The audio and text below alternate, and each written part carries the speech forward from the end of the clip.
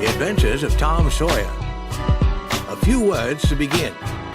Most of the adventures in this book really happened. One or two were my own experiences. The others were experiences of boys in my school. Huck Finn really lived. Tom Sawyer is made of 3 real boys. My book is for boys and girls, but I hope that men and women will also read it. I hope that it will help them to remember pleasantly the days when they were boys and girls and how they felt and thought and talked, what they believed and what strange things they sometimes did. Mark Twain in the state of Connecticut, Hartford, 1876. Chapter 1. Aunt Polly decides her duty. Tom? No answer. Tom! No answer. The old lady looked around the room. When I find you, I'd... She did not finish. With her head down, she was looking under the bed. Only the cat came out. She went to the open door and looked toward the garden. No Tom was there. She shouted. You, Tom! There was a little noise behind her. She turned and caught a small boy, stopping him before he could escape. What were you doing in that corner?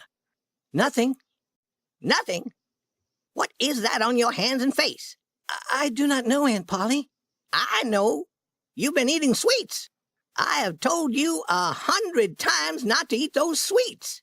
Her hand was raised in the air. It started down. It was very near. Oh, look behind you, Aunt. The old lady turned. The boy ran. In a moment, he was up on the high board fence. Then he was on the far side of it. His Aunt Polly was surprised. Then she laughed a little.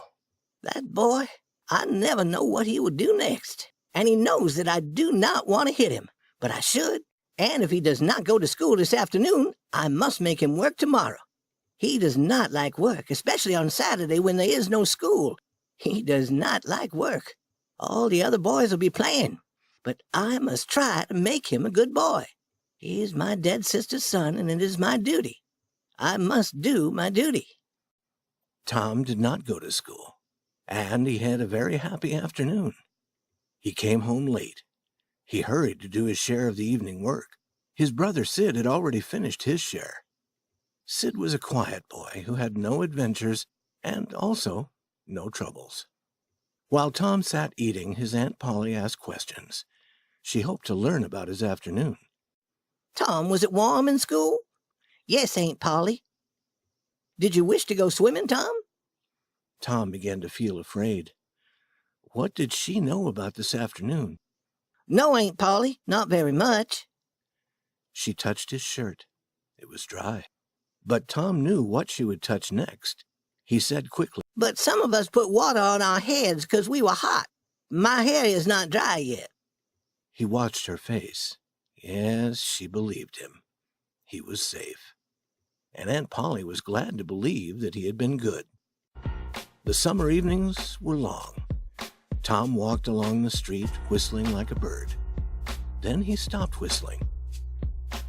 He had met a stranger, a boy a little larger than he was. The boy's clothes were new and good, and he was wearing shoes. Tom would wear shoes and good clothes like these only to church on Sunday. Tom looked and looked. The boy's clothes seemed to become better and better, and his own clothes seemed to grow poorer. Neither boy spoke. If one moved, then the other moved. But they moved only to the side, in a circle. They remained face to face and eye to eye. Then Tom said, I can beat you. Try. I can. No, you can't. Yes, I can. No, you can't. I can. You can't. Can't. A moment of quiet. Then Tom said, I could beat you with one hand. Do it. You say you can do it. That hat. Hit it off my head if you can. I will. You are afraid. I'm not afraid. You are. I'm not. You are. More moving in a circle. Now they were shoulder to shoulder, each trying to make the other fall back. And then suddenly they were rolling in the dust. Each pulled at the other's hair, and each hit the other's nose. And now through the dust Tom appeared, sitting on the new boy, beating him with hard, closed hands. "Have you had enough?" said he. The boy tried to get free. He was weeping with anger. "Have you had enough?" Then the new boy said, "Enough." Tom let him stand up and walk away.